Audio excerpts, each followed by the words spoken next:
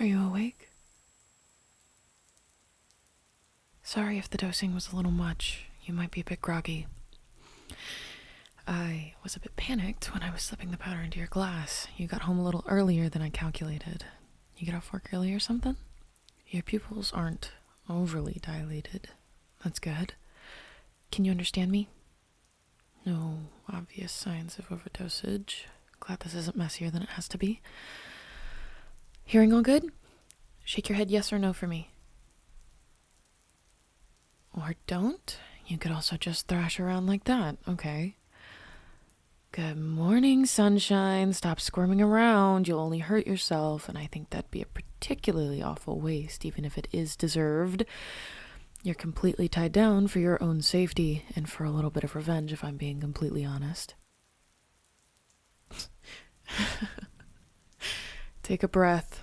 I'm not gonna kill you. Not on purpose, at least.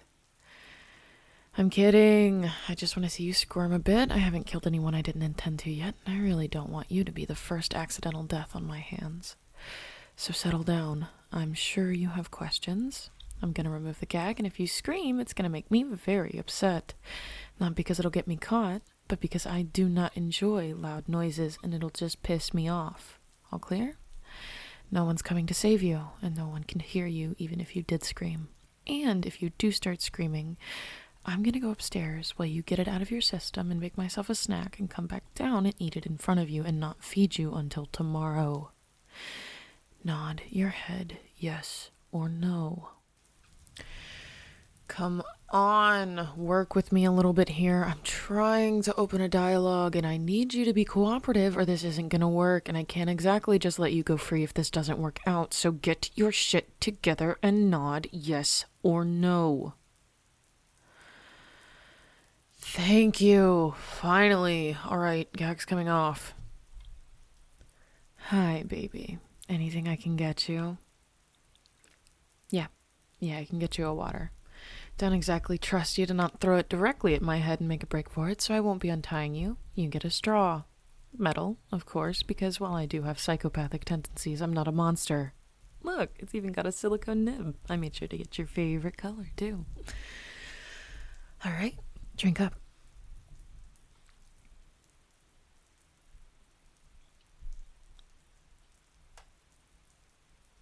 Okay, all quenched? Good. 20 questions time. You go first. Can't tell you the exact location, but basically you're in my spare house. Used to be my mom's, but after an unfortunate accident a couple years ago, I inherited it, and I use it for my creative outlet currently. Okay, my turn. Where were you 2 weeks ago exactly, around 7 p.m.? Don't pretend you don't know what you were doing. Just spit it out. I won't be any more mad than I already am. The damage is already done. I'm just giving you an opportunity to come clean.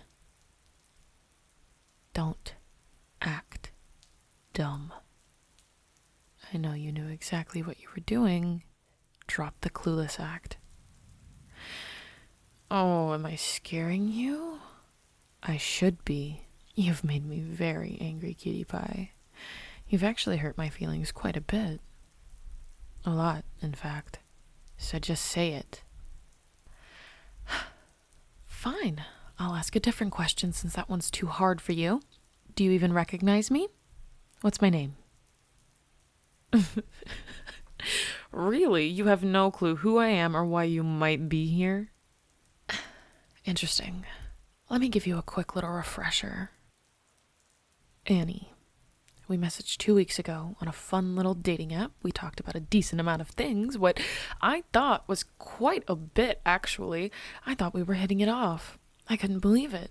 Well, I mean, I can, actually, considering the conversation was tailored to catch your attention, but yeah. We messaged a bunch. We even set up a date. We set it up to be in the cute little restaurant not too far from your place. Yeah, that one. Oh, so now you remember. Did you also just happen to remember you left me standing there waiting for you? I dressed up in the cutest outfit I owned. I spent an hour getting ready to meet you, and then spent another hour waiting for you, even when I specifically knew your house was a 10-minute walk from the restaurant, so even if you had had some car trouble, you could have still made it. There was no feasible reason for you not to show. I looked like an idiot waiting for you. You made a fool out of me. I do not take kindly to embarrassment, baby. Do you get it now? Do you get why you're tied up in my dead mother's house? Let me tell you a little secret, baby. You don't get to do that to me without consequences. I was content to let this relationship play out as normally as possible and be the perfect little girlfriend you'd always dreamed of. But you ruined it the second you left me on the sidewalk like a piece of trash. So now, baby, you get to meet all of me, and you will love me. I will make you love me, and you are going to like it. I don't care how long it takes or how intense it gets. You don't get to dip out on me for any reason. I don't care about what you want because you don't know what you want. You think you do, but you don't. I'm going to show you what actual love is, and once I've shown it to you, you won't be able to get enough of me. You'll be thanking me for all of this by the time I've finished training you. So let's get back to the first question. Where were you 2 weeks ago exactly at 7 p.m.? Now that you know the context, what were you doing that was so much more interesting than meeting a girl who was and is much more than you could ever dream of? Where were you? And what were you doing? At least you answered honestly this time. Thank you. I already knew you fell asleep. As mad as I was, you did look really cute. So, was work really so draining you slept through the alarm you set for our date? Okay, so what was it then? You stay up too late stressing about it the night before or something? Wait, really? Why not just message me after and explain that then? I would have eagerly rescheduled the date. We could have avoided all of this. What was the holdup? Right. Sorry. That's a lot of questions. I have effectively cheated. Let me see. How many was that? Just 2? I'll give you 3 as a penalty payment. So, ask away. Fair's fair. Okay.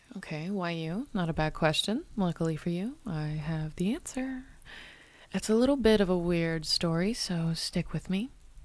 Alright, so I first saw you when you came into the restaurant I work at.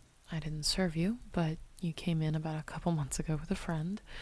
There was something about how animated you were that just hooked me. The way you were smiling and laughing, it just made my heart pound in a way that it doesn't very often. I couldn't risk losing sight of you, so I waited until you guys left and watched what car you two got into when you left. Except it wasn't your car. You rode with your friend, so I had to track his license plate and find his address and follow him around until you two met up again, which wasn't for an entire month. Turns out you guys aren't as close as it seems, which is fine. I get it. I know it's hard to maintain relationships with everything adult life has going for it, but I finally found you and your cute little house, and so I waited and watched where you kept your spare key, and for a while I just watched you and kept my distance on my days off for a little bit, just to get to know your routine, and the more I watched you, the more I fell in love with you. The more I wanted to actually step into your life and become part of this painting that I was observing. Like you were an exhibit to behold or something stupid like that. Yeah, I know. It's a little creepy. I can't really not tell you now after I've drugged and literally kidnapped you, but hey, that's just how the cookie crumbles sometimes. Can't win them all. I mean, I can, and I have. Even if we're a bit off script right now, I'm still technically the winner here. All right, another question. Hit me with what you got. Ooh, that's personal. Why am I like this? Why am I like this? Well, I think it probably has something to do with extreme separation anxiety, maybe sprinkle in some extreme need for control, a lot of insecurity buried really, really deep inside, maybe. Listen, I am fully aware that I am not a normally functioning person, but I don't exactly want to be normal either. I am simply solving the issues I find with the solutions I like, and that means when you ghost me, I forcibly place you into my personal custody, because even though it is illegal, I am more than confident I won't be caught. No one would ever suspect me. I have almost no ties to you. There might be a bit of DNA in your house, but I'm not in the system, so it won't match to me unless I get caught somewhere else, and I fully intend to keep my head down for the foreseeable future. There's no reason, no motive, no proof. Nothing. Nothing logical, anyway. Maybe a few breadcrumbs, but that's nothing that would make sense to anyone but us. You have effectively disappeared into thin air, and I have a shift in the morning. Does that answer your question? Well, I can't really answer it any better than that. One more question, and then it's bedtime. The drugs still need to wear off completely. All right, that's a good one. I shouldn't be surprised. So, the current plan for the immediate future is that you stay here, and you slowly earn your freedoms back through good behavior. While I go to work, when I have shifts, I do the cooking, the cleaning, the laundry, until we're at a place where I feel comfortable letting you walk around the house unrestricted. It'll be a slow process because it'll take time for you to fall in love with me. After all, I am almost a complete stranger to you. But for right now, stay here and just make the most of your time. Once we get to where I'm comfortable leaving you with one of your hands untied, I'll get you some books and some other stuff to keep you occupied while I'm at work. Can't have you dying of boredom when I'm working so hard to keep you alive and happy. But, alright, I think that's enough talking for tonight. Sweet dreams, cutie. I'll be upstairs. Gonna leave this baby monitor here on the nightstand. Just, if you need anything, let me know. Good night.